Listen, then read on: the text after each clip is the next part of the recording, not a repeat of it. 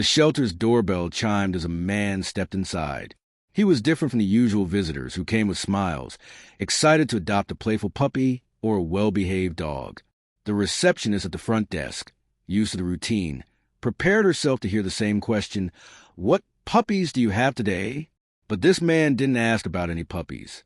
Instead, he looked directly at her, his voice steady and confident. "I want to adopt your most unloved dog." The receptionist blinked in surprise, unsure she had heard correctly. "Excuse me?" she asked, her voice soft, still processing the unexpected request. "I want the dog who's been here the longest, the one no one wants. The dog who has stayed here for months, maybe even years. The dog that people ignore because they think he's too broken or too difficult. I want the dog that no one asks about." The man repeated, his tone unwavering. She was taken aback. In all her years working at the shelter, she had never heard such a request. People usually wanted cute puppies or friendly, well-trained dogs. But this man was asking for the opposite. The most neglected, the most abandoned. The receptionist hesitated for a moment. She had heard of people adopting older dogs, but never one that was considered unwanted.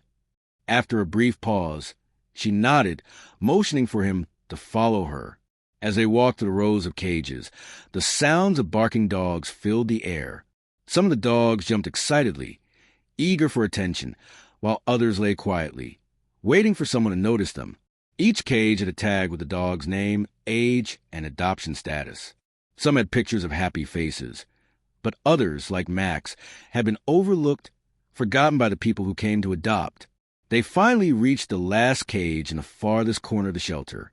The man stopped. Inside, curled up on the cold concrete floor, lay a large German shepherd.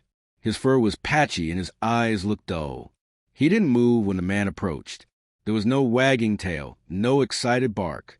He simply lay there, a dog who had been left behind. "This is Max," the receptionist said quietly. "He's been here for nearly 2 years. He came in with signs of abuse. People ignore him because he growls sometimes. He doesn't trust people easily, and honestly, we stopped trying to find him a home." The man knelt down, his gaze fixed on Max. The dog didn't even lift his head. His eyes were filled with years of pain, of being abandoned and forgotten.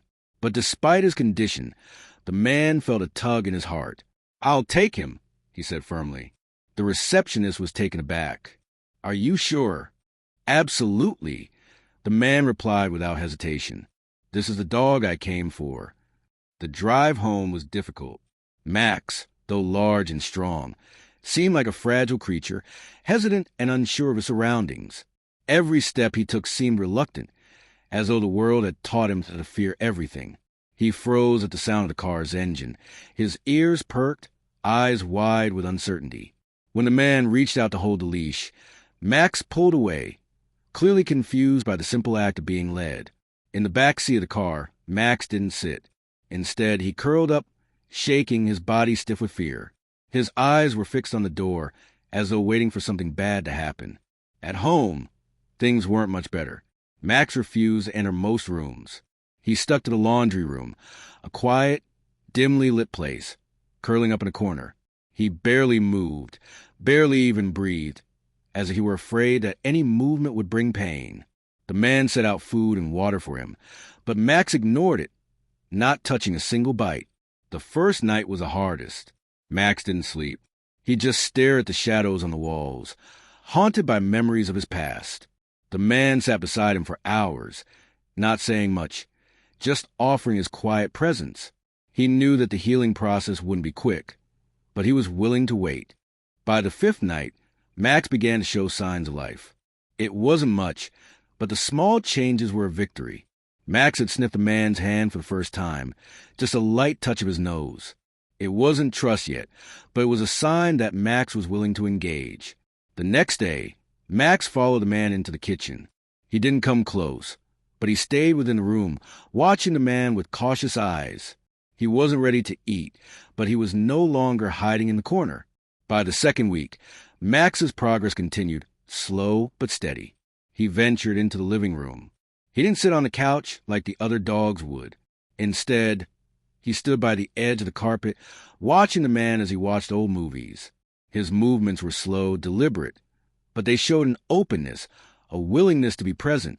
Max finally began eating when the man was around.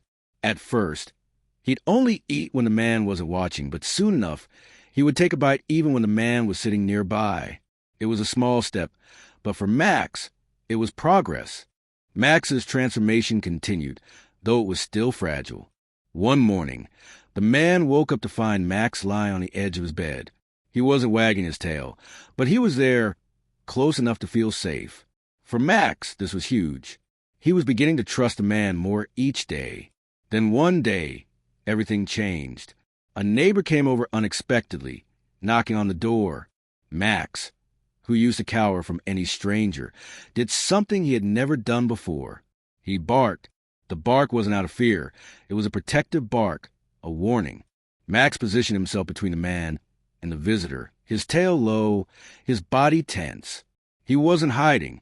He wasn't running away. He was standing his ground. The man smiled, amazed by the change. Max wasn't just healing physically.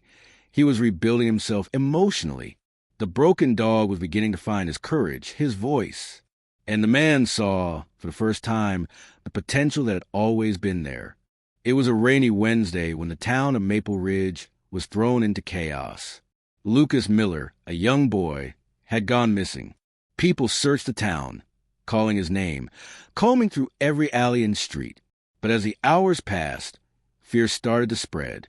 The worst seemed possible. Max and his owner were walking in the yard when Max suddenly stopped.